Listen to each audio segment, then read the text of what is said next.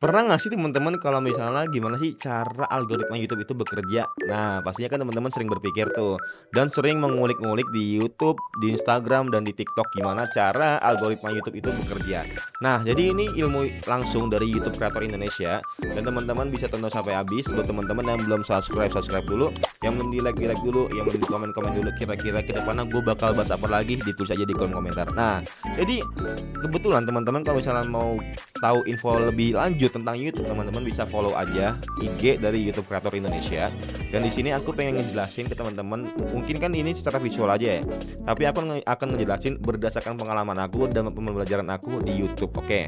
Kalau misalnya teman-teman merasa kalau penjelasan aku ada yang kurang dan teman-teman tahu, bisa sharing di kolom komentar ya. Nah, pertama, jadi kamu mau jadi kreator YouTube? Nah, itu kata YouTube-nya sendiri. Mereka itu menawarkan kepada kita. Terus selanjutnya, bagaimana cara mulai berkarya di YouTube? Oke, pertama, buatlah channel di YouTube dengan akun Google. Nah, ini udah pasti ya, teman-teman udah bisa gampang lah pasti lah. Gak mungkin teman-teman ada yang nggak paham ya, tapi ada beberapa mungkin yang nggak paham. Nah, nanti mungkin teman-teman bisa lah untuk gampang kok sebenarnya kok buat channel YouTube mah. Nah, lalu mulailah mengupload kontenmu. Nah, jadi ketika kalian tuh udah buka channel YouTube kalian, ya kalau kalian udah pengen pengen apa komitmen, ya udah kalian udah bisa untuk mengupload konten kalian. Kalian itu bisa mengupload konten itu dalam bentuk dua, source atau nggak video, ya, atau istilahnya vertikal atau nggak horizontal. Oke, ini vertikal lah hitungannya ya. Kalau ini horizontal, source itu maksimal 3 menit. Nah, ini dari YouTube langsung. Untuk video itu panjang sampai 12 jam.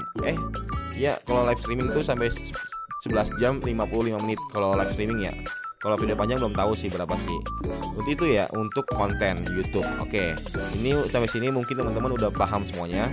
Dan untuk selanjutnya, bagaimana cara mengembangkan channel saya? Nah, ketika teman-teman udah bikin channel, pastinya kan teman-teman kan mau kan kalau misalnya video kalian itu banyak yang nonton atau nggak channel kalian itu cepat berkembang. Nah, caranya buat video yang disukai penontonmu, beberapa detail ini juga akan membantu. Ini ya, kita itu bikin video itu harus semenarik mungkin. Nah, manfaatin retensi, manfaatin like, comment, and share, dan manfaatin isi dari konten kalian. Pertama, judul, deskripsi, dan thumbnail harus mewakili kontenmu secara tepat. Karena apa? Karena ini ibaratnya teman-teman lagi mancing. Nah, judul, deskripsi, sama thumbnail itu ibaratnya umpan. Kalau misalnya teman-teman umpannya aja kurang enak, apa ikannya gimana mau nyamperin pancingan teman-teman? Biasanya gitulah. Nah, abis itu, perhatikan penonton dalam beberapa detik pertama video.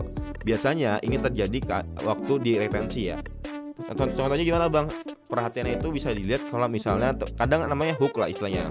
Hook di YouTube itu kayak tadi aku bilang, kalau misalnya ya contohnya, kalian bingung gak sih kalau misalnya algoritma YouTube bagaimana cara bekerjanya? Nah, itu kan secara nggak langsung kan poin utamanya, poin gambaran besarnya. Nanti secara mendalam ya teman-teman akan ngebahas ngebahas dari awal sampai akhir. Tapi kan secara nggak langsung hooknya ini di utama gitu biar penonton itu wah, kok menarik banget ini kontennya tentang gambar itu, gimana sih caranya, daripada teman-teman halo guys welcome back. Nah, itu penonton itu bakal bosen ya cuy. Karena apa? Karena orang nonton di YouTube itu mau cari informasi, bukan cuman sekedar mau nontonin kalian doang. Apalagi mereka itu nggak kenal sama kalian, mereka cuma mau tahu ilmunya, mereka cuma mau tahu informasinya. Nah, makanya itu teman-teman sebisa mungkin bikin hook yang menarik. Nah, ketika teman-teman mengambil perhatian penonton di kalau di YouTube tuh 30 detik pertama itu yang berat ya guys ya. Kalau di TikTok, Instagram 3 detik pertama, di YouTube 30 detik pertama. Nah, harus bisa manfaatin teman-teman peluangnya itu.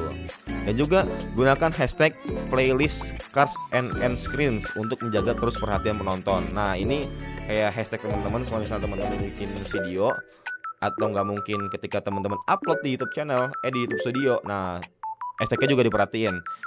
Sebisa mungkin teman-teman ada ciri khasnya hashtag ya. Contohnya misalnya YouTube hashtag YouTube pemula, atau hashtag nama channel kalian, atau hashtag YouTuber gaming. Nah, itu harus ada konsistennya juga biar teman-teman mudah dicari channelnya. Dan selanjutnya, bagaimana algoritmanya bekerja? Nah, ini inti kontennya. Oke, pertama dari sini dulu ya. Apa yang ditonton audiens kamu? Nah, ini pertama nih. Jika teman-teman nonton misalnya tentang gaming, nah, atau enggak tentang edukasi. Nah, mereka itu akan melihat nih orang menonton video kalian itu berapa lama. untuk menghabiskan konten dari kalian sendiri. Nah, ini bakal ke data tuh, bakal ke data. Habis itu nanti ketika teman orangnya itu udah nonton sampai habis, nah mereka itu kan akan ini guys ya, akan suka sama nggak suka. Itu bakal ngaruh banget interaksi ke YouTube nanti ke depannya. Kalau misalnya mereka nggak suka, ya udah YouTube secara nggak langsung nggak mau merekomendasiin karena video kalian itu nggak disukai. Tapi kalau misalnya mereka itu suka sama video kalian, secara nggak langsung YouTube akan mempromosikan channel kalian itu ke beranda-beranda yang lain. Nah, kalau udah suka gimana?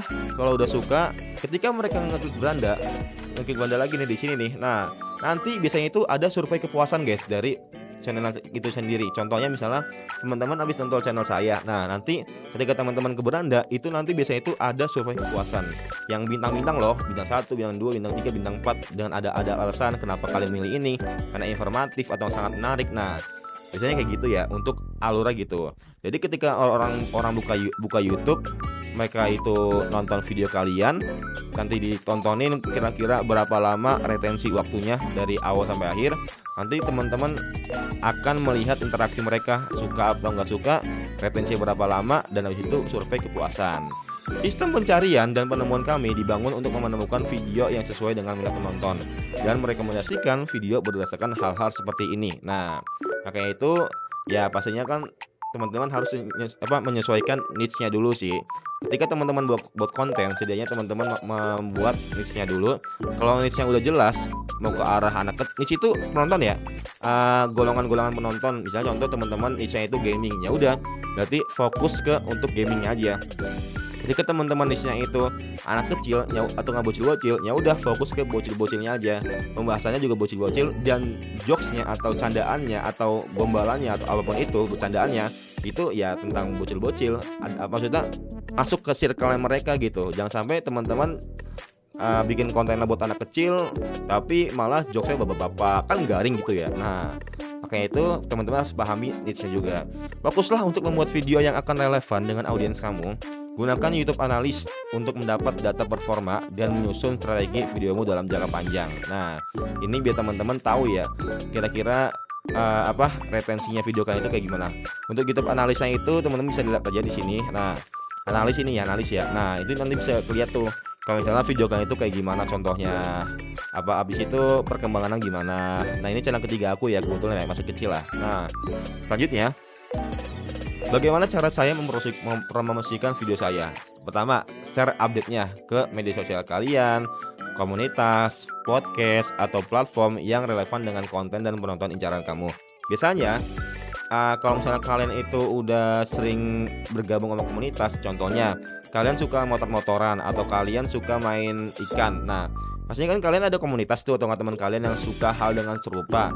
Nah, teman-teman bisa share aja ke mereka. Coba tahu mereka itu menarik siapa tahu mereka itu tonton sampai habis. Nah, kan kalian tahu.